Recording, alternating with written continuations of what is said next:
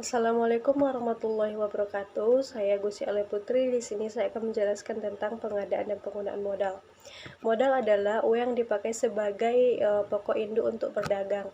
Dan secara garis besar, modal juga bisa dilihat dari segala sesuatu yang dijadikan dasar untuk memulai bisnis. Modal juga dapat diartikan aset utama sebuah perusahaan, dan modal bisa berbentuk uang dan bangunan.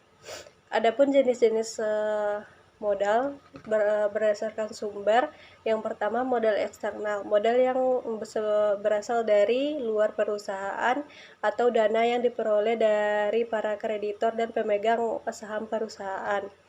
Yang kedua, modal internal, modal yang mendapatkan modal yang didapatkan dari kekayaan seseorang atau perusahaan, biasanya diperoleh dari hasil sebuah perusahaan.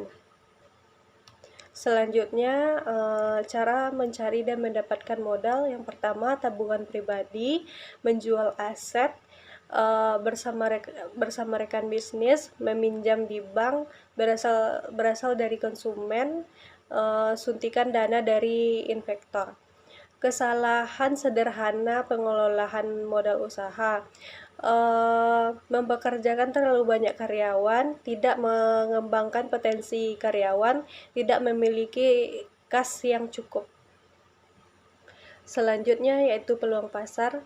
Adalah suatu kebutuhan pembeli di mana perusahaan dapat berpotensi secara menguntungkan, dan situasi penting yang menguntungkan dalam perusahaan.